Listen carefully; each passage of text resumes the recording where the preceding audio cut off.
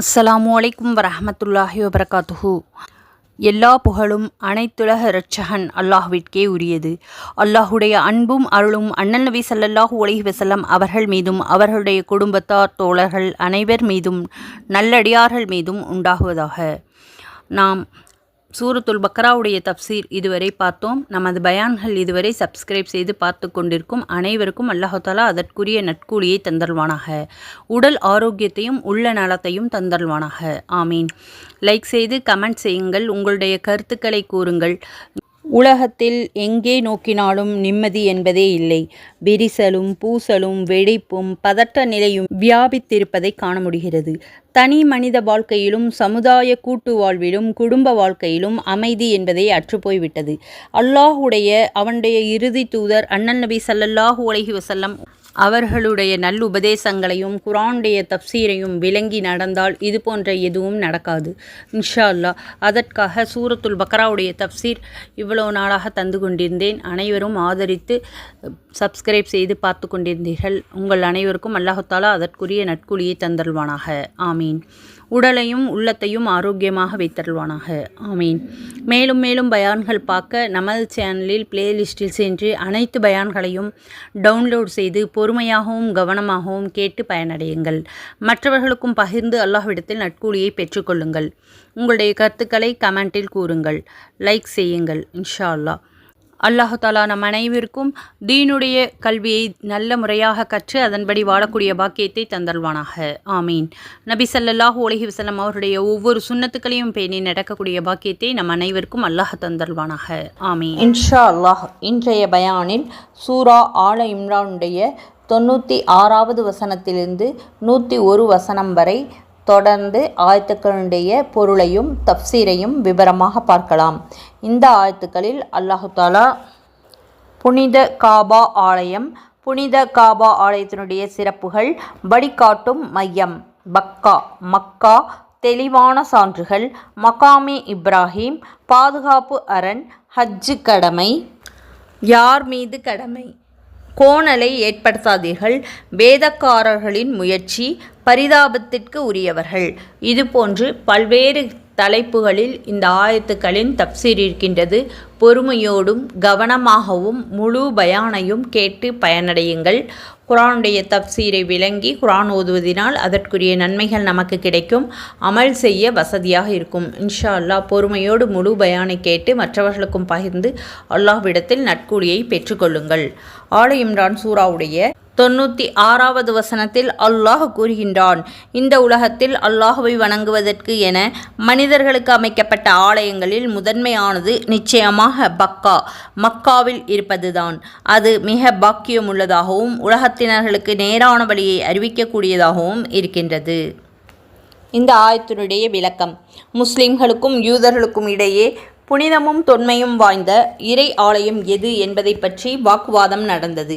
ஜெருசலத்தில் உள்ள பைத்துல் முகத்தஸ் என்ற ஆலயம்தான் காபாவை விட மிகவும் சிறப்பும் மதிப்பும் மிகுந்தது என யூதர்கள் வாதிட்டார்கள். இறை தூதர்கள் ஹிஜ்ரத் செய்த, அதாவது குடிபெயர்ந்த இடமாகவும் புனித தலத்தில் அமைந்ததாகவும் அது இருப்பதே காரணம் என யூதர்கள் சான்று காட்டினார்கள். இல்லை, திருமக்காவில் உள்ள புனித காபாதான் மேன்மையான இறை ஆலயம் என முஸ்லிம்கள் மறுத்து கூறினார்கள். இந்த சமயத்தில் அல்லாஹ் தஆலா இந்த வசனத்தை அருளினான். அறிவிப்பவர் முஜாஹித் ரஹ்மத்துல்லாஹி அலைஹி, நூல் தப்சீர் குர்துபி.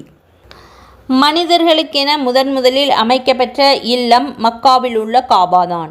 அது பாக்கியம் பெற்றதாகவும் அகிலத்தார் அனைவருக்கும் வழிகாட்டும் மையமாகவும் விளங்குகின்றது என்று அல்லாஹ் தஆலா இந்த வசனத்தில் தெளிவுபடுத்தி கூறியிருக்கின்றான். அதாவது புவியில் அல்லாஹ்வை மனிதர்கள் வழிபடுவதற்காக எழுப்பப்பட்ட முதலாவது இறை ஆலயம் திருமக்காவில் உள்ள புனித காபாதான். எனவே அதற்கு முன்பிருந்த மக்கள் குடியிருப்புகள் உலகத்தில் இருந்தன.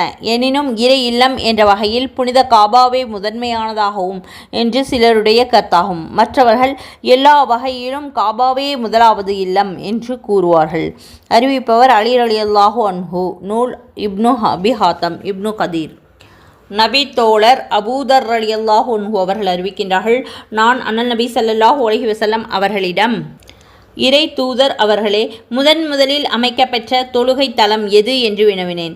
அதற்கு அண்ணல் நபி ஸல்லல்லாஹு அலைஹி வஸல்லம் அவர் அல் மஸ்ஜிதுல் ஹராம் என்றார்கள். அடுத்தது எது என்று கேட்டேன். அல் மஸ்ஜிதுல் அக்ஸா என்று அண்ணல் நபி ஸல்லல்லாஹு அலைஹி வஸல்லம் அவர்கள் கூறினார்கள். மஸ்ஜிதுல் ஹராம் என்பது புனித காபா பள்ளி, மஸ்ஜிதுல் அக்ஸா என்பது கோடியில் உள்ள பள்ளி, ஜெருசலத்தில் உள்ளது. இரண்டிற்கும் இடையே எத்தனை ஆண்டுகள் இடைவெளி என்று மீண்டும் கேட்டேன். 40 ஆண்டுகள் என்று அண்ணல் நபி ஸல்லல்லாஹு அலைஹி வஸல்லம் அவர்கள் விடையளித்தார்கள். பிறகு எது என்பது என் கேள்வி. அதற்கு அண்ணல் நபி ஸல்லல்லாஹு அலைஹி வஸல்லம் அவர்கள், நீங்கள் எந்த இடத்தில் இருக்கும் பொழுது தொழுகையின் நேரம் வருகிறதோ அதே இடத்தில் தொழுகுங்கள், அதுவெல்லாம் மஸ்ஜிது தான் என்று கூறினார்கள். நூல் புகாரி, முஸ்லிம், அஹ்மத். புனித காபா ஆலயம். முதலில் புனித காபாவை முதல் மனிதரும் இறை தூதருமான ஆதம் அலைஹிஸ்ஸலாம் அவர்கள் கட்டினார்கள். ஆதமுடைய மக்கள் பல இடங்களில் பரவி சென்று குடியேறினார்கள். அவர்களில் சிலர் பைத்துல் முகத்தஸ் புனித பள்ளியை 40 ஆண்டுகளுக்கு பிறகு ஜெருசலத்தில் கட்டியிருக்கலாம். அறிவிப்பவர் இப்னு ஜௌசி, நூல் மிர்காத்துல் மபாதிஹ். அல்லது ஆதம் அலைஹிஸ்ஸலாம் அவர்களே புனித காபா ஆலயத்தை கட்டிய பிறகு ஜெருசலம் சென்று அங்கே ஒரு புனித ஆலயத்தை எழுப்பியிருக்கலாம். அதற்கு பிறகு நபி யாக்கூப் அலைஹிஸ்ஸலாம் அவர்கள் அதே அஸ்திவாரத்தில் அந்த பள்ளியை கட்ட நபி சுலைமான் அலைஹிஸ்ஸலாம் அவர்கள் அதை புதுப்பித்து கட்டியிருக்கலாம். அறிவிப்பவர் இப்னு ஹிசாம், நூல் மிர்காத். புனித காபாவுடைய தற்போதைய கட்டட அமைப்பு, அது கட்டப்பெற்ற வரலாறு ஆகிய தகவல்கள் நமது விளக்க உரையின் முதல் தொகுதியில் இடம்பெற்றுள்ளது. இறை தூதர் இப்ராஹிம் அலைஹிஸ்ஸலாம் அவர்களும் அவர்கள் தன் புதல்வர் நபி இஸ்மாயில் அலைஹிஸ்ஸலாம் அவர்களும் சேர்ந்து கட்டிவிட்டு சென்ற காபாவுக்கும் இறை தூதர் அண்ணல் நபி ஸல்லல்லாஹு அலைஹி வஸல்லம் அவர்களுடைய 35 வயதில் மக்கா குறைஷிகள் புதுப்பித்து கட்டிய காபாவுக்கும் இடையே கட்டட அமைப்பில் 3 வித்தியாசங்கள் உண்டு. முதலாவது, முன்பு காபாவுக்கு 3 தலைவாயில்கள் இருந்தன. ஒன்று நுழைவதற்கும் மற்றொன்று வெளியேறுவதற்கும் வசதியாக அவ்வாறு அமைக்கப்பட்டிருந்தது. குறைஷிகள் காபாவை புதுப்பித்து கட்டிய பொழுது மேற்கு திசையில் இருந்த ஒரு வாசலை அடைத்து விட்டார்கள். இப்போது கிழக்கு பக்கத்தில் ஒரு தலைவாசல் மட்டும் உள்ளது. இரண்டாவது, முன்பு தரையை ஒட்டி தலைவாயில் அமைந்திருந்தது. இப்போது தரையிலிருந்து 2 மீட்டர் உயரத்தில் அது உள்ளது. மூன்றாவது, காபாவிற்கு வடக்கே வில் போன்ற அமைப்பில் ஹத்தீம் என்ற இடம் காபாவுக்கு வெளியே இப்போது உண்டு. இந்த இடம் முன்பு காபாவின் கட்டடத்திற்கு உள்ளே இருந்தது. ஒரு வகையில் இது நல்லதாகிவிட்டது. நூல் மாரிஃபுல் குர்ஆன். ஏனென்றால் அந்த இடத்தில் நின்று தொழுவது காபாவிற்குள் நின்று தொழுவதைப் போல ஆகிவிடுகிறது. புனித காபாவுடைய சிறப்புகள். இந்த திருவசனத்தில் புனித காபாவிற்கு 3 தனி சிறப்புகள் கூறப்பட்டுள்ளது. இந்த புவியில் நிர்மாணிக்கப்பெற்ற முதலாவது இறை இல்லம் என்பது அந்த புனித காபாவுக்கே உள்ள சிறப்பு. காபாவிற்கு பின்னர் ஜெருசலத்தில் உள்ள மஸ்ஜிதுல் அக்ஸா உட்பட மற்ற எல்லா இறை இல்லங்களும் நிர்மாணிக்கப்பெற்றன என்று மேலே கண்டோம். இரண்டாவது, புனித காபா பாக்கியம் நிறைந்த இறை ஆலயம் ஆகும். பாக்கியம் பெற்றது என்பதை குறிக்க முபாரக் என்ற சொல் ஆளப்பட்டுள்ளது. இதன் அழி சொல்லான பரக்கத் என்பதற்கு அருள், வளம், வளர்ச்சி, நிறைவான பலன் ஆகிய பொருட்கள் உண்டு. புனித காபா அருள் வளம் மிக்கதாகவும் வளர்ச்சியடையக்கூடியதாகவும் அமைந்திருக்கின்றது. அதன் வளர்ச்சியை புறத்திலும் அகத்திலும் காணலாம். புனித காபாவை சுற்றி அமைந்துள்ள புனித பள்ளி ஒரே நேரத்தில் பல லட்சம் மக்கள் தொழுவதற்கு வசதியாக விரிவாக்கம் செய்யப்பட்டிருக்கின்றது. ஆண்டுதோறும் ஹஜ் காலங்களில் உலகில் பல பாகங்களில் இருந்து ஒன்று கூடும் லட்சக்கணக்கான மக்களுக்கு தேவையான உணவு, உறையுள், தண்ணீர், பல வகைகள் முதலிய அனைத்து வசதிகளும் அங்கே தங்கு தடையின்றி கிடைக்கின்றன. புனித ஹஜ் பயணிகள் அங்கே சில தினங்கள் கூடி கலைந்து விடுவதில்லை. மாறாக மாதக்கணக்கில் தங்குகின்றார்கள். அத்தனை நாட்களும் அத்தனை வசதிகளும் அங்கே கிடைக்கப் பெறுகின்றன. ஹாஜிகள் குர்பானி கொடுப்பதற்கு வேண்டிய லட்சக்கணக்கான ஆடுகள் அங்கே ஒரே நேரத்தில் கிடைப்பது ஆச்சரியம்தான். அந்த புண்ணிய பூமியை பற்றி அல்லாஹ் தஆலா கூறுகின்றான், நாம் அவர்களை பாதுகாப்பும் கண்ணியமும் மிக்க ஒரு இடத்தில் தங்க வைக்கவில்லையா? இங்கே ஒவ்வொரு வகை கனி வர்க்கமும் நம்மிடமிருந்து உணவாக கொண்டு வரப்படுகின்றது. 28வது சூராவின் 57வது வசனத்தில் அல்லாஹ் கூறுகிறான். இதுபோல புனித காபாவுடைய அகவளர்ச்சியும் பிரம்மாண்டமானதாகும். ஹஜ், உம்ரா போன்ற வழிபாடுகளை காபாவில் மட்டுமே நிறைவேற்ற முடியும். தொழுகை போன்ற வழிபாடுகள் காபாவில் நிறைவேற்றப்படும் பொழுது அபரிமிதமான நன்மைகள் கிடைக்கின்றன. அண்ணல் நபி ஸல்லல்லாஹு அலைஹி வஸல்லம் அவர்கள் அறிவிக்கின்றார்கள், மஸ்ஜிதுல் ஹராம் புனித காபாவை சுற்றியுள்ள மஸ்ஜித் புனித பள்ளியில் நிறைவேற்றப்படக்கூடிய ஒரு தொழுகையானது மற்ற இடங்களில் நிறைவேற்றப்படக்கூடிய 1,00,000 தொழுகைக்கு சமமானதாகும். சுப்ஹானல்லாஹ். எனது இந்த மஸ்ஜிதில், அதாவது மதீனாவில் உள்ள மஸ்ஜிது நபவியில் நிறைவேற்றப்படக்கூடிய ஒரு தொழுகை மற்ற இடங்களில் நிறைவேற்றப்படக்கூடிய 1000 தொழுகைக்கு சமமாகும். பைத்துல் முகத்தஸில் தொழுவது 500 தொழுகைகளுக்கு சமமாகும். ஜெருசலத்தில் உள்ள புனித மஸ்ஜித். அறிவிப்பவர் அபூ தர்தா ரலியல்லாஹு அன்ஹு, நூல் பஸார் தப்ரானி. வழிகாட்டும் மையம். புனித காபா அனைத்துலக மக்களுக்கும் வழிகாட்டக்கூடிய மையமாக விளங்குகிறது. புனித காபாவில் ஹஜ் கடமையை நிறைவேற்றுவோர் பாவங்கள் கழுவப்பட்டு தூய்மையானவர்களாக திரும்புகின்றார்கள். சுப்ஹானல்லாஹ். பலருடைய வாழ்க்கையில் புனித ஹஜ்ஜானது புதிய திருப்பமாகவும் ஒழுக்கமான வாழ்க்கைக்கு வழிகாட்டியாகவும் அமைகின்றது. சுப்ஹானல்லாஹ். புனித காபாவுடைய கட்டடத்தை காணும் பொழுது அதனை புதுப்பித்து கட்டிய இறை தூதர் இப்ராஹிம் அலைஹிவஸல்லம் அவர்களுடைய நினைவு வரும். சஃபா மற்றும் மர்வா குன்றுகளுக்கிடையே ஓடுகின்ற பொழுது ஜம்சம் கிணற்றினை காணும் பொழுதும் அவ்விடங்களில் அல்லாஹுடைய ஆணையின் பேரில் தங்கியிருந்த அன்னை ஹாஜ்ரா அலைஹிவஸல்லம் அவர்கள் மற்றும் நபி இஸ்மாயில் அலைஹிவஸல்லம் ஆகியோர்களுடைய நினைவும் அவர்களுக்கு அருள் புரிந்த அல்லாஹுடைய பேர் உதவியை பற்றிய எண்ணமும் நமக்கு வரும். ஹிரா மற்றும் தௌர் குகைகளை காணும் பொழுது அண்ணல் நபி ஸல்லல்லாஹு அலைஹி வஸல்லம் அவர்களுடைய நினைவு வரும். இந்த வரலாற்று சிறப்பு மிக்க புனித தலங்கள், வரலாற்று நிகழ்ச்சிகள் நினைவு கூறக்கூடிய இந்த மனிதன் செய்யக்கூடிய படிப்பினை பெறுவதற்காக இந்த இடங்கள் திருந்தி வாழுவதற்காகவும் துண்டுகோலாக அமைகின்றன. அண்ணல் நபி ஸல்லல்லாஹு அலைஹி வஸல்லம் அவர்கள் கூறுகின்றார்கள், எவர் புனித ஹஜ்ஜை நிறைவேற்றி அந்த இடத்தில் இச்சையை தூண்டும் பேச்சுகளினாலும் தீமைகளினாலும் ஈடுபடாமல் இருக்கின்றார்களோ அன்று பிறந்த பாலகனைப் போல அவரை அல்லாஹ் தஆலா பாவமில்லாமல் திரும்புகின்றார்கள். அறிவிப்பவர் அபூ ஹுரைரா ரலியல்லாஹு அன்ஹு, நூல் புகாரி, முஸ்லிம். மற்றொரு ஹதீஸில் அண்ணல் நபி ஸல்லல்லாஹு அலைஹி வஸல்லம் அவர்கள் தெரிவிக்கின்றார்கள், ஒரு உம்ரா அடுத்த உம்ரா வரையிலான பாவங்களுக்கு நிவர்த்தியாகும். நல்ல ஹஜ்ஜுக்கு சொர்க்கமே கூலியாகும். அறிவிப்பவர் அபூ ஹுரைரா ரலியல்லாஹு அன்ஹு, நூல் புகாரி, முஸ்லிம். பக்கா, மக்கா. இந்த வசனத்தில் திரு மக்கா நகரை பக்கா என அல்லாஹ் குறிப்பிட்டிருப்பதை கவனியுங்கள். திரு மக்கா நகருக்குள்ள பல பெயர்களில் பக்கா என்பது ஒரு பெயராகும். அரபி மொழியில் மீம் என்னும் எழுத்தை பே என்ற எழுத்தாக மாற்றி உச்சரிப்பதும் எழுதுவதும் உண்டு. எடுத்துக்காட்டாக லாசிப் என்பதை லாசிம் என்றும் ராத்திப் என்பதை ராத்திம் என்றும் கூறுவர். இப்படி பக்கா என்பதை மக்கா என்கின்றார்கள். லாசிப் என்பது கையில் ஒட்டக்கூடியது. தீனுல் லாசிப் கையில் ஒட்டக்கூடிய களிமண். நீடித்தது என்பது நிலைத்தது. நூல் தப்சீர் மல்ஹரி. பக்கா, மக்கா ஆகிய பெயர்களைத் தவிர அல் பலதுல் அமீன் பாதுகாப்பான ஊர், அல் பலதுல் மாமூன் பாதுகாப்பு பெற்ற ஊர், உம்முல் குரா தாய் கிராமம், சலாஹ் சீர்தீர்த்தம், அல் முகத்தஸா புனிதமானது முதலிய பெயர்களும் இந்த நகரத்திற்கு உண்டு. நூல் தப்சீர் இப்னு கதீர். புனித காபாவுக்கும் அதை சுற்றியுள்ள பகுதிக்கும் பக்கா என்று பெயர். அதற்கு அப்பாலுள்ள ஊருக்கு மக்கா என்று பெயர். பைத்துல்லாஹ் உள்ள இடத்திற்கு பக்கா என்றும் இதர இடங்களுக்கு மக்கா என்றும் பெயர் என்பார் சிலர். அல் பஜ் என்னும் இடத்திலிருந்து தன்ஈம் என்ற இடம் வரையில் மக்கா என்றும், பைத்துல்லாஹ்விலிருந்து பத்துஹா வரையில் பக்கா என்ற பெயராகும் என்று இன்னும் சிலர் கூறுகிறார்கள். நூல் தப்சீர் இப்னு கதீர். நபி தாவூத் அலைஹிஸ்ஸலாம் அவர்களுக்கு அருளப்பெற்ற ஜபூர் என்ற வேதத்தில் திரு மக்கா நகரை பக்கா என்று குறிப்பிடப்பெற்றுள்ளது. இதற்கு அழுகின்ற ஓடை என்று முதலில் பொருள் செய்தார்கள். பிறகு ஆய்வு செய்து தண்ணீர் இல்லாத ஓடை என்று மக்காதான் இது என்று அதை ஒப்புக்கொண்டார்கள். 3வது சூராவுடைய 97வது வசனத்தில் அதில் தெளிவான அத்தாட்சிகளும் இருக்கின்றன.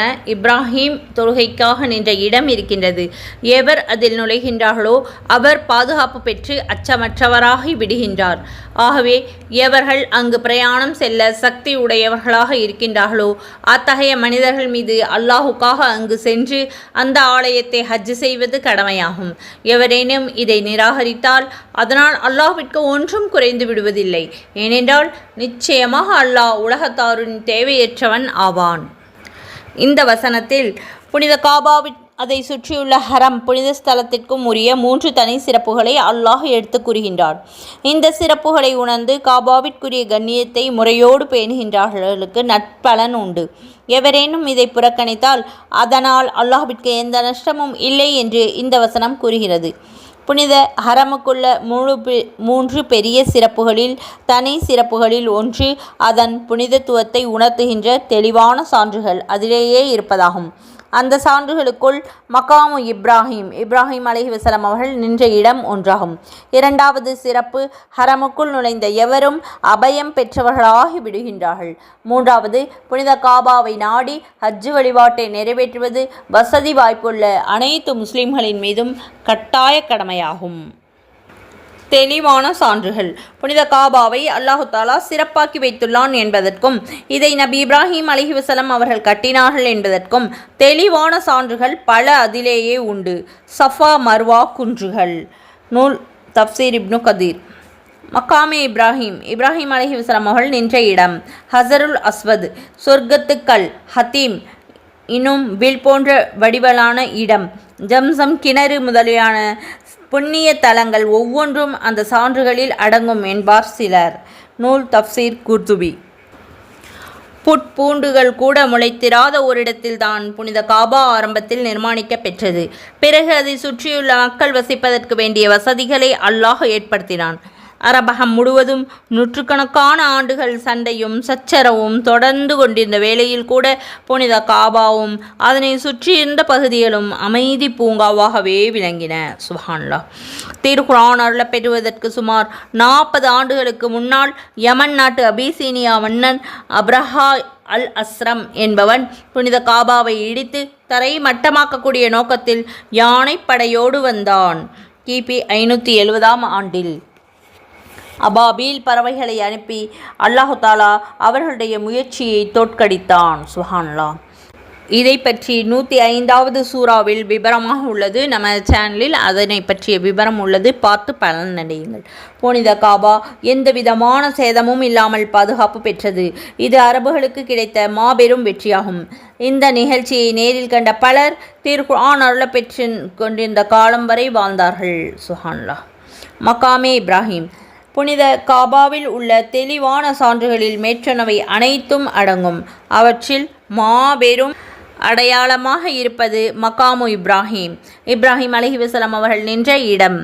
எனவேதான் இதனை அல்லாஹு தாலா சிறப்பாக குறிப்பிட்டிருக்கின்றான். இறை தூதர் இப்ராஹிம் அலைஹிஸ்ஸலாம் அவர்கள் புனித காபாவை கட்டிய சமயம் நின்று கல்லுக்கு மகாமு இப்ராஹிம் என்று பெயர். இந்த கல்லில் மீது நின்று கொண்டுதான் நபி இப்ராஹிம் அலைஹிஸ்ஸலாம் அவர்கள் தனது புதல்வர் இஸ்மாயில் அலைஹிஸ்ஸலாம் அவர்களிடமிருந்து கற்களை வாங்கி காபாவுடைய கட்டடத்தை எழுப்பினார்கள். நூல் தஃப்சீர் இப்னு கதீர். இது இன்று வரை பாதுகாக்கப்பட்டு வருகிறது. ஆரம்பத்தில் இந்த காபாவுடைய சுவரோடு ஒட்டி வைக்கப்பட்டிருந்தது. அண்ணல் நபி ஸல்லல்லாஹு அலைஹி வஸல்லம் அவர்கள் ஹஜ் செய்த வேளையில் காபாவை தவாப் செய்தார்கள், அதாவது சுற்றி வந்தார்கள். அப்போது நபி ஸல்லல்லாஹு அலைஹி வஸல்லம் அவர்கள் உடன் இருந்த உமர் ரலியல்லாஹு அன்ஹு அவர்கள் இந்த கல்லை சுட்டிக்காட்டி, இதுதானே நம் தந்தையின் மகாமேயிடம் என்று அண்ணல் நபி ஸல்லல்லாஹு அலைஹி வஸல்லம் அவர்களிடம் வினவினார்கள். அதற்கு அண்ணல் நபி ஸல்லல்லாஹு அலைஹி வஸல்லம் அவர்கள் ஆம் என்றார்கள். அப்படி என்றால் இந்த இடத்தை தொழுகும் இடமாக நாம் ஆக்கி கொண்டால் என்ன என்று உமர் ரலியல்லாஹு அன்ஹு அவர்கள் கேட்டார்கள். அப்போது இப்ராஹிம் நின்ற இடத்தை நீங்கள் தொழுகும் இடமாக அமைத்துக் கொள்ளுங்கள் என்ற வசனத்தை அல்லாஹு தாலா அருளினான். சுப்ஹானல்லாஹ். 2வது சூறாவுடைய 125வது வசனம். அறிவிப்பவர் ஜாபிர் ரலியல்லாஹு அன்ஹு. நூல் இப்னு அபி ஹாத்தம். நபித்தோழர் உமர் ரலியல்லாஹு அன்ஹு அவர்கள் அறிவித்துள்ளார்கள், அண்ணல் நபி ஸல்லல்லாஹு அலைஹி வஸல்லம் அவர்கள் புனித காபாவை 7 முறை சுற்றி வந்த பிறகு மகாமி இப்ராஹிமுக்கு பின்னால் நின்று 2 ரக்காத்துகள் தொழுது வந்தார்கள். நூல் புகாரி. இதனால் அந்த இடத்தில் தொழுவதற்கு மக்கள் முக்கியத்துவம் அளித்தார்கள். காபாவுடைய சுவரோடு இந்த கல் ஒட்டி இருந்ததால் தவாஃப் நடந்து கொண்டிருக்கும் பொழுது அந்த இடத்தில் தொழுவதற்கு சிரமம் ஏற்பட்டது. எனவே 2ஆம் கலீஃபா உமர் பின் கத்தாப் ரலியல்லாஹு அன்ஹு அவர்களுடைய ஆட்சி காலத்தில் அந்த இடத்திலிருந்து இந்த கல் நகர்த்தப்பட்டு கிழக்கு பக்கத்தில் வைக்கப்பட்டது. இவ்வாறு இந்த கல் தவாஃப் செய்யக்கூடிய இடத்திற்கு அப்பால் வைக்கப்பட்டதால் தவாஃப் முடிந்த பிறகு வந்து இந்த இடத்தில் 2 ரக்காத் தொழுவது மக்களுக்கு எளிதாக இருந்தது. நூல் தஃப்சீர் இப்னு கதீர். இப்போது இது கண்ணாடி கூண்டில் பாதுகாப்பாக வைக்கப்பட்டுள்ளது. மேலும் விளக்கத்திற்கு முதல் தொகுதியை பார்க்கவும். 330. பாதுகாப்பு அரண். புனித ஹரமில் எவர் நுழைந்தாலும் அவர் அச்சமற்றவராகி விடுவார் என்று புனித ஹரமின் இரண்டாவது தனி சிறப்பு குறித்து அல்லாஹ் கூறுகின்றார். எவரேனும் அபயம் தேடு ஹரமினுள் நுழைந்துவிட்டால் அவரை கொலை செய்வதோ அவருக்கு தொல்லை தருவதோ கொலை போன்ற குற்றங்களை புரிந்து ஒருவர் ஹரமுக்குள் புகுந்து கொண்டால் ஹரமில் வைத்து அவருக்கு தண்டனை நிறைவேற்றப்பட மாட்டாது. மாறாக ஹரமிலிருந்து தானாக வெளியேறும்படி குற்றவாளி நிர்பந்திக்கப்படுவார். ஹரம் ஷரீஃபுடைய எல்லையை விட்டு அவர் வெளியே வந்த பிறகு தண்டனை நிறைவேற்றப்படும். ஹரம் என்பது காபாவை சுற்றியுள்ள பாதுகாக்கப்பட்ட இடம். இதுவே இமாம் அபு ஹனீஃபா ரஹ்மத்துல்லாஹி அலைஹி அவர்களுடைய கூற்றாகும். இது அறியாமை காலத்திலிருந்தே கடைபிடித்து வரக்கூடிய ஒரு மரபாகும். நூல் தஃப்சீர் இப்னு கதீர். மற்றொரு வசனத்தில் அல்லாஹ் கேட்கின்றான், மக்கா வாசிகளான அவர்களை சுற்றியுள்ள மனிதர்கள் எதிரிகளால் இராஞ்சி செல்லப்பட்டு கொண்டிருந்த வேளையில் மக்காவை அபயமளிக்கும் புனித தலமாக நாம் ஆக்கியிருப்பதை அவர்கள் காணவில்லையா? 29வது சூறாவின் 67வது வசனம். இன்னும் 106வது சூறாவின் 3, 4 ஆகிய வசனங்களில் அதற்கு நன்றி செலுத்துவதற்காக அந்த வீட்டின் இறைவனையே அவர்கள் வணங்கவும். 106வது சூறாவுடைய 4வது வசனம். அவன்தான் அவர்கள் உளவடித்து பயிரிடாமலேயே அந்த வர்த்தக பிரயாணத்தின் மூலம் அவர்களுடைய பசிக்கு உணவளித்து வருகின்றான். கொலை, களவு முதலிய கொடிய பயத்திலிருந்து அவர்களுக்கு அபயமளித்தான். இந்த பாதுகாப்பு மனிதர்களுக்கு மட்டுமல்லாமல் கால்நடைகள், பறவைகள், மரங்கள், செடி கொடிகள் ஆகியவற்றுக்கும் உண்டு.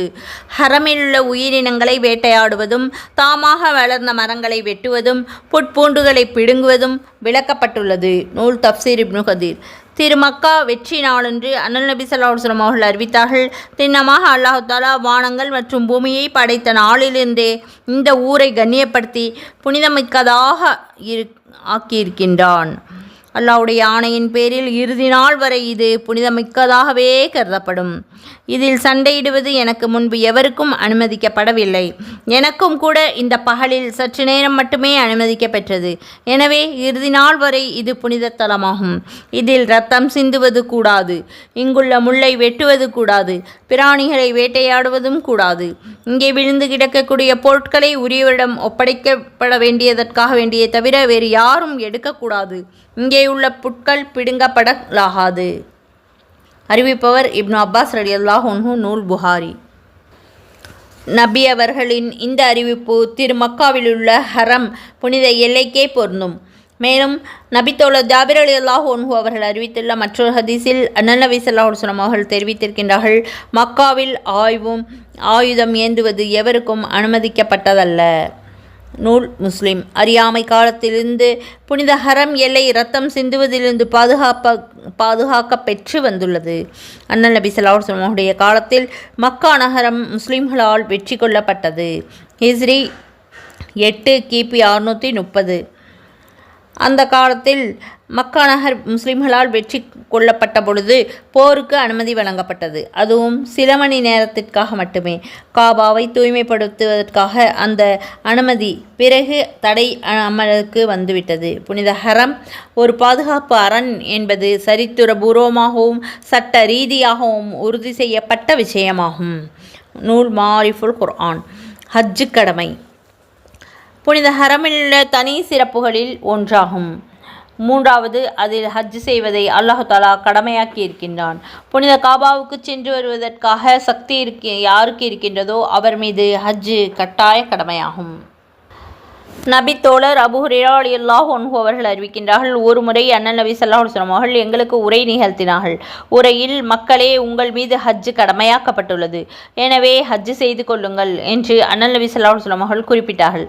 அப்பொழுது ஒரு இறை தூதர் அவர்களே, ஒவ்வொரு ஆண்டிலுமா என்று கேட்டார்கள். அதற்கு அண்ணல் நபி ஸல்லல்லாஹு அலைஹி வஸல்லம் அவர்கள் பதில் தரவில்லை.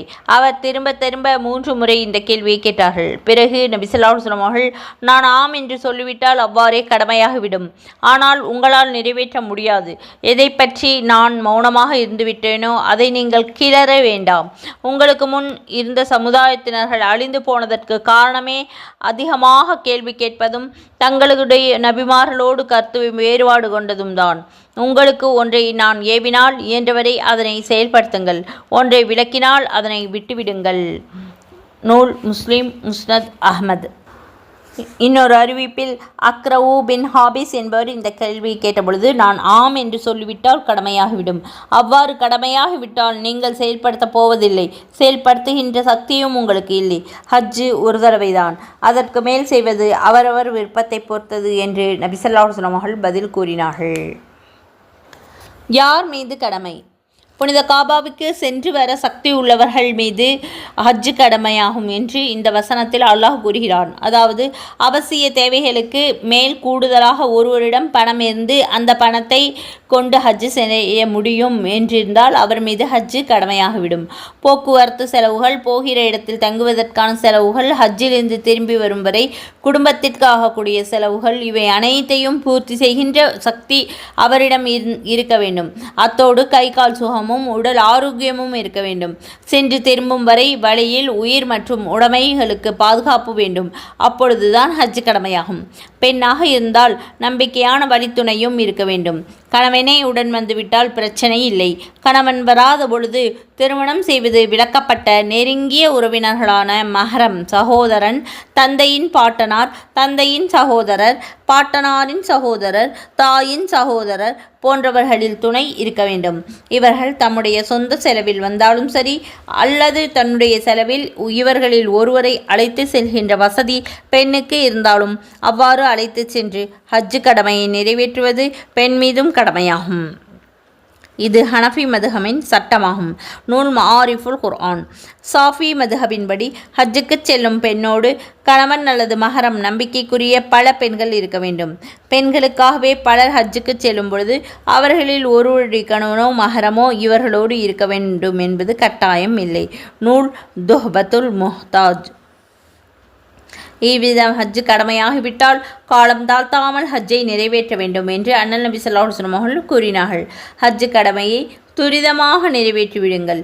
ஏனென்றால் அடுத்து என்ன நேரும் என்பதை உங்களில் எவராலும் அறிய முடியாது. அறிவிப்பவர் இப்னு அப்பாஸ் ரலியல்லாஹு அன்ஹு. நூல் முஸ்னத் அஹ்மத். எவரேனும் இதனை மறுத்தால் அதனால் அல்லாஹ் தஆலாவிற்கு எந்த நஷ்டமும் இல்லை. நிச்சயமாக அல்லாஹ் அகிலத்தார் அனைவரையும் விட்டு தேவையற்றவன். புனித ஹஜ்ஜு கடமையை நிறைவேற்றுவது சக்தியுள்ளவர்கள் மீது கடமையாகும் என்று கட்டளையிட்ட அல்லாஹ் தஆலா ஹஜ்ஜை மறுப்பவர்களை பற்றி இந்த ஆயத்தில் கூறியிருக்கின்றான். ஹஜ்ஜை மறுப்பவர்கள் என்பதற்கு ஹஜ்ஜு செய்வது கடமை என்பதையே மறுப்பவர்கள் என்று பொருள் கொள்ளலாம். இவ்வாறு மறுப்பவர்கள் திருக்குர்ஆனுடைய கட்டளைகளை மறுக்கின்றார்கள் என்பதால் இஸ்லாத்திலிருந்து வெளியேறியவர் ஆவார். இவருடைய நிராகரிப்பதனால் அல்லாஹ்விற்கு எந்த நஷ்டமும் கஷ்டமும் இழப்பும் ஏற்படாது. காரணம், அவன் எவரின்பால் தேவையில்லாதவன். மாறாக மறுப்பவர்கள் நாளை மறுமையில் நஷ்டமடைவார்கள் என்பது போல பொருள் விரியும். அல்லது ஹஜ்ஜுடைய கடமை என்பதை ஏற்றுக்கொண்டு ஹஜ்ஜு நிறைவேற்றுவதற்கான வசதியை பெற்றிருந்து ஹஜ்ஜு செய்யாமல் விடக்கூடியவர் என்று பொருள் கொள்ளலாம். இதன்படி அவர் நிராகரிப்பவர் இல்லாவிட்டாலும் ஹஜ்ஜை கைவிட்டதன் காரணத்தினால் நிராகரிப்பவர்களுடைய நடத்தைக்கு இவருடைய போக்கு ஒத்திருப்பதை கருத்தில் கொண்டு மறுப்பவர் என கூறப்பட்டுள்ளது என்று விளக்கம் அளிக்கப்படும். நூல் மஆரிஃபுல் குர்ஆன். இவர் ஹஜ்ஜை கைவிடுவதென்றாலும் அல்லாஹ்விற்கு எந்தவித நஷ்டமும் கிடையாது. மாறாக ஹஜ்ஜு கடமையை கைவிட்ட குற்றத்திற்கு ஆளாகி தண்டனை பெறப்போவது அவர்தான் என்று பொருள் விரியும். புனித ஹஜ்ஜு கடமையை கைவிடுபவர் பற்றி நபித்தோழர் உமர் பின் கத்தாப் ரலியல்லாஹு அன்ஹு அவர்கள் கூறும் பொழுது இவ்வாறு கூறினார்கள்: எவருக்கு ஹஜ்ஜு செய்ய சக்தி இருந்தும் ஹஜ்ஜை நிறைவேற்றவில்லையோ அவர் யூதனாக மரணிப்பதும் கிறிஸ்தவனாக மரணிப்பதும் சமம்தான்.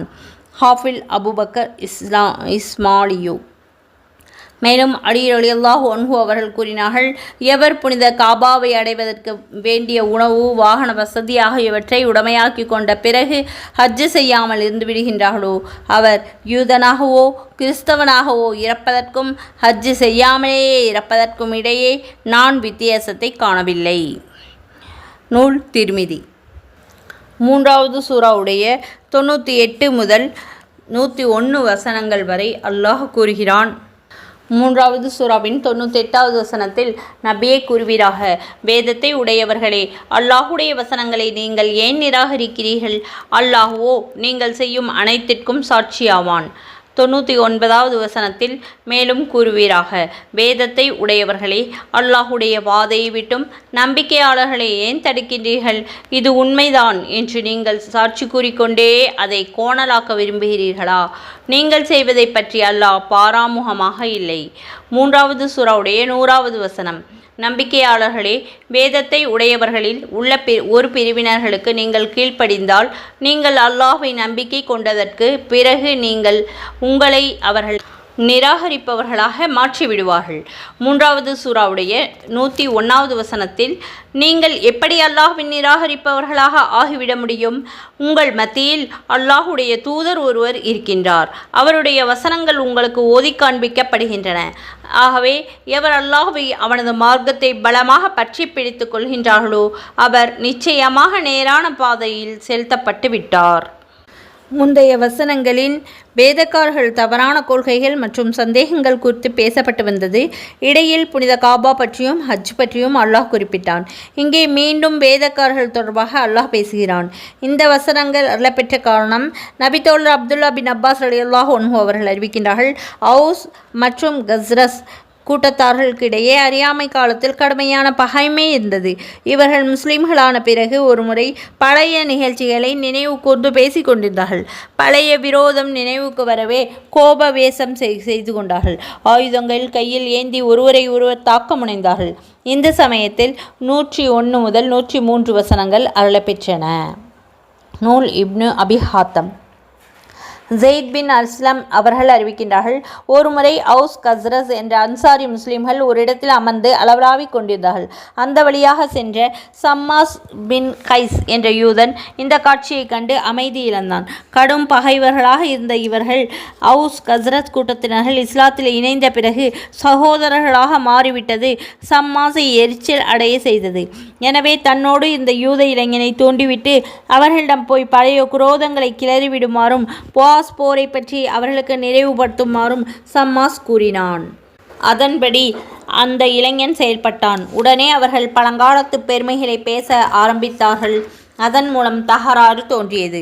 அவுஸ் கூட்டத்தில் அவுஸ் பின் கைலி என்பவரும் கஸ்ரஸ் கூட்டத்தில் ஹஃபார் பின் சக்ரு என்பவரும் கைகலப்பில் இறங்கினார்கள். இந்த இரண்டு பிரிவினர்களும் கோபம் கொந்தளிப்பவர்களாக ஒருவரை ஒருவர் போருக்கு அழைத்தார்கள். செய்தி அண்ணல் நபி ஸல்லல்லாஹு அலைஹி வஸல்லம் அவர்களுக்கு எட்டியது. சம்பவ இடத்திற்கு விரைந்து வந்த நபி ஸல்லல்லாஹு அலைஹி வஸல்லம் அவர்கள் மோதிக்கொண்ட நண்பர்களுக்கு அறிவுரை கூறி சமாதானம் செய்து வைத்தார்கள். அதன் பிறகு அமைதி நிலவியது. இதை அடுத்து மனம் திருந்தி கைகளில் இந்த ஆயுதங்களை கீழே தூக்கி வீசிவிட்டு ஒருவரை ஒருவர் கட்டி தழுவிக்கொண்டார்கள். சுஹான்லா. நூல் தஃப்சீர் மல்ஹரி மாரிஃபுல் குர்ஆன். பரஸ்பர மோதலுக்கு தயாராகிவிட்ட அவுஸ் கஸ்ரஸ் கூட்டத்தினர்கள் தொடர்பாக 100வது வசனமும், மோதலை தூண்டிவிட்ட சம்மாஸ் பின் கைஸ் யூதன் தொடர்பாக 99வது வசனமும் அருளப்பெற்றது. நூல் இப்னு இஸ்ஹாக். கோணலை ஏற்படுத்தாதீர்கள். வேதக்காரர்களை நோக்கி கூறுமாறு நபிக்கு அல்லாஹ் கட்டளையிட்டான். உங்களுடைய நடவடிக்கைகளை அல்லாஹ் பார்த்து கொண்டுதான் இருக்கின்றான். நீங்கள் எந்த நிலையில் என்ன செய்தாலும் அது அல்லாஹ்விற்கு தெரிந்துவிடும். இந்த நிலையில் நீங்கள் அல்லாஹ்வுடைய சான்றுகளை அல்லாஹ்வுடைய கட்டளைகளை ஏன் மறுத்து கொண்டிருக்கின்றீர்கள்? மேலும் நீங்கள் தான் வழிதவறி போகிறீர்கள் என்றால் நம்பிக்கை கொண்ட நல்ல மக்களையும் அல்லாஹுடைய வழியிலிருந்து நீங்கள் தடுக்க வேண்டாமா? இஸ்லாம் உண்மையான மார்க்கம் என்று தெரிந்து கொண்டே அல்லாஹுடைய பாதையில் கோணலை ஏற்படுத்தவும் முஸ்லிம்களில் ஒற்றுமையை குலைக்கவும் ஏன் முனைகிறீர்கள்? இவ்வாறு கேட்குமாறு முதல் 2 வசனங்களில் 98, 99 ஆகிய வசனங்களில் நபிக்கு அல்லாஹ் தஆலா கட்டளையிட்டான். அடுத்து 100, 101 ஆகிய வசனங்களில் முஸ்லிம்களை நோக்கி கூறுகின்றான். நம்பிக்கையாளர்களே, வேதக்காரர்களில் எந்த பிரிவினர்களுக்கு நீங்கள் இணங்கினாலும் அவர்களை உங்கள் ஈமானிலிருந்து குஃப்ருக்கு இறை நம்பிக்கையிலிருந்து நிராகரிப்பிற்கு திரும்பி விடுகின்றார்கள். ஆமாம், நீங்கள் எப்படி நிராகரிப்புக்கு செல்ல முடியும்? அல்லாஹுடைய தூதர் உங்களுக்கிடையே இருந்து கொண்டிருக்கின்றார். அவர் மீது அல்லாஹுடைய வசனங்கள் இரவிலும் பகலிலும் இறக்கி வைக்கப்படுகின்றன. அவரும் உங்களுக்கு அவற்றை ஓதி காண்பித்து கொண்டே இருக்கின்றார். இத்தனைக்கு பிறகும் வேதக்காரர்கள் தூண்டுதலுக்கு இணங்கி குஃப்ர் எனும் இறை நிராகரிப்பு வழியை நீங்கள் எவ்வாறு தேர்ந்தெடுக்கின்றீர்கள்? ஒன்றை தெரிந்து கொள்ளுங்கள். எவர் அல்லாஹ்வை பலமாக பற்றி பிடித்து கொள்கின்றார்களோ, அவனது பாதையில் நிலைத்து நிற்கின்றார்களோ, நிச்சயமாக அவர் நேரான வழியை அடைவார்கள். அதனை மறக்க வேண்டாம். வேதக்காரர்களின் முயற்சி. இதிலிருந்து இஸ்லாத்திலிருந்து முஸ்லிம்களை திருப்பி விடுவதற்காக வேதக்காரர்கள் குறிப்பாக யூதர்கள் பெரும் முயற்சி எடுத்துக்கொள்வார்கள் என்று அறிய முடிகிறது. நேரடியாக இந்த முயற்சி வெற்றி பெறவில்லை என்றால் குறுக்கு வழிகளை நாடவும் அவர்கள் தயங்க மாட்டார்கள் என்று தெரிகிறது.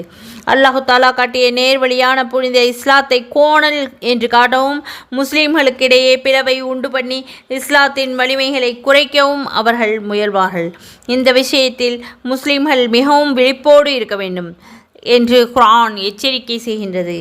பரிதாபத்திற்குரியவர்கள் திருக்குர்ஆன் அருளப் பெற்ற காலம் ஒரு பொற்காலமாகும். அந்த காலத்தில் வாழ்ந்த மக்களுக்கிடையே இறை தூதர் அண்ணல் நபி ஸல்லல்லாஹு அலைஹி வஸல்லம் அவர்கள் வாழ்ந்து கொண்டிருந்தார்கள். இரவு பகல் எந்நேரமும் அவர்கள் அல்லாஹ்வுடைய வசனங்களை அருளப்பட்டு கொண்டே இருந்தது. மக்களுக்கு அவற்றை ஓதி காட்டி வந்தார்கள். அல்லாஹ்வுடைய தூதரிடம் நேரடியாக கேட்டு சந்தேகங்களை விளக்கம் பெற முடிந்தது. அண்ணல் நபி ஸல்லல்லாஹு அலைஹி வஸல்லம் அவருடைய அழகிய வாழ்க்கையை நேரில் கண்டு அவர்கள் இறை தூதர்தான் என்று உறுதி செய்து கொள்ள அரிய வாய்ப்புகள் இருந்தது. இத்தனைக்கு பிறகு இந்த புனித வேதத்தை ஏற்று தாங்கள் இஸ்லாத்தில் இருந்து கொள்ளாதவர்கள் பரிதாபத்திற்குரியவர்களே என்பதில் சந்தேகம் இல்லை. ஒரு முறை அண்ணல் நபி ஸல்லல்லாஹு அலைஹி வஸல்லம் அவர்கள் தன் தோழர்களிடம், படைப்புகள் எவருடைய ஈமான் இறை நம்பிக்கை அற்புதமானது என்று கருதுகிறீர்கள் என்று வினவினார்கள். அதற்கு மலாயிகா, வானவர்கள் என்று தோழர்கள் என்று விடையளித்தார்கள்.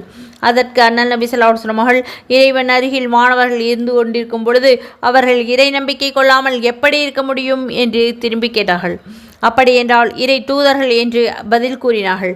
அதற்கு தூதர்கள் வஹி வேத வாக்கு இறங்கிக் கொண்டிருக்கும் பொழுது அவர்கள் எப்படி நம்பிக்கை கொள்ளாமல் இருப்பார்கள் என்று அண்ணல் நபி ஸல்லல்லாஹு அலைஹி வஸல்லம் அவர்கள் மறுத்தார்கள். அப்படி என்றால் நாங்கள் என்று தோழர்கள் தெரிவித்தார்கள். அதையும் அண்ணல் நபி ஸல்லல்லாஹு அலைஹி வஸல்லம் அவர்கள் ஏற்கவில்லை. நான் உங்கள் மத்தியில் இருக்கும் நிலையில் நீங்கள் ஈமான் கொள்ளாமல் எப்படி இருக்க முடியும் என்று நபி ஸல்லல்லாஹு அலைஹி வஸல்லம் அவர்கள் கேட்டார்கள். இறுதியாக அண்ணல் நபி ஸல்லல்லாஹு அலைஹி வஸல்லம் அவர்கள் கூறினார்கள், எனக்கு பிறகு ஒரு கூட்டத்தினர்கள் வருவார்கள்.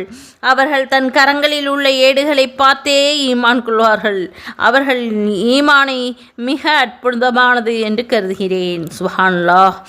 அறிவிப்பவர் அம்ரு பின் சுவைப் ரலியல்லாஹு அன்ஹு, நூல் முஸ்னத் அஹ்மத், 406, தலாயிலுல் நுபுவா, பைஹகி. அல்ஹம்துலில்லாஹ். இதுவரை சில வசனங்களுடைய பொருளையும் தஃப்சீரையும் காபாவை பற்றி விபரமாக தெரிந்து கொண்டோம். பொறுமையோடும் கவனமாகவும் முழுமையாகவும் கேட்ட உங்கள் அனைவருக்கும் அல்லாஹு தாலா அதற்குரிய நற்கூலியை தந்தல்வானாக. கற்றதன்படி அமல் செய்யக்கூடிய பாக்கியத்தை அல்லாஹு தாலா நம் அனைவருக்கும் தந்தல்வானாக. ஆமீன். ஜஸாக்கல்லாஹு கைரன் கசீரா. அஸ்ஸலாமு அலைக்கும் வரஹ்மத்துல்லாஹி வபரகாத்துஹு.